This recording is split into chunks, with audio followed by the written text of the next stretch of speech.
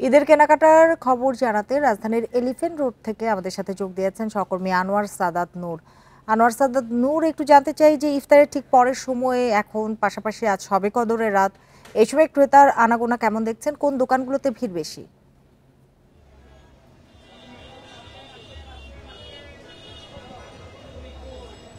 আমরা এখন এলিফ্যান্ট রোডের একটি মার্কেটে আছি। এলিফ্যান্ট রোডে আপনি জানেন যে এই রাস্তাটাকে কেন্দ্র করে এই সারি সারি অনেকগুলো মার্কেট, দোকান, সিঙ্গেল দোকান আছে এবং আউটলেট আছে অনেক শোরুমে।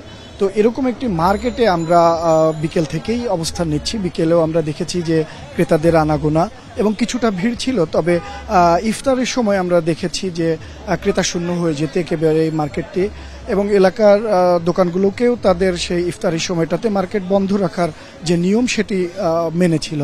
ইফতারের পরে ক্রেতা এখন সবে আসতে শুরু করেছে, আসছে কিছু কিছু দোকানে, ভিড়ও খেয়াল করা যাচ্ছে, তারা ঘুরে ঘুরে দেখছেন। তবে এখনও যে ক্রেতা সমাগম বা উপচে পড়া ভিড় সেটা এখনও তৈরি হয়নি। বিক্রেতারা বলছেন যে সাধারণত মাগরিবের পর থেকে, মানে ইফতারের পর থেকে এশার সময় থেকে সমাগম, ক্রেতা সমাগম বাড়ে এবং সেটা সময় বাড়ার সাথে সাথে বাড়তে থাকে। এটা 11টা বা 12টা পর্যন্ত একেবারে উপচে পড়া ভিড়ের পর্যায়ে গিয়ে পৌঁছায় এবং সেই ক্রেতা সমাগম পুরোপুরি শেষ হতে প্রায় 1টা-1.5টা পর্যন্ত বেজে যায়। অনেকে বলছেন যে তারা বাধ্য হয়েই ক্রেতার চাপে অধিক সময় দোকান খোলা রাখতে বা মধ্যরাত পর্যন্ত দোকান খোলা রাখতে বাধ্য হচ্ছেন।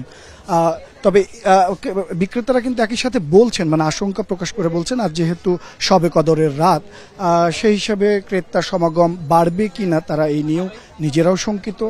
বলছেন যে সাধারণত শবে কদরের রাত একটু মানুষ ইবাদত বন্দিগিতে কাটায়, যার দরুন ক্রেতা সমাগম আজকে কমও হতে পারে।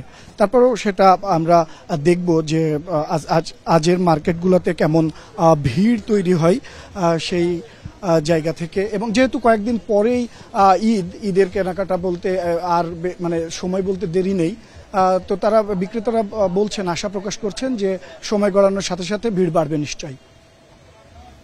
ঈদ কেনাকাটার খবর জানাচ্ছিলেন সহকর্মী আনোয়ার সাদাত নূর।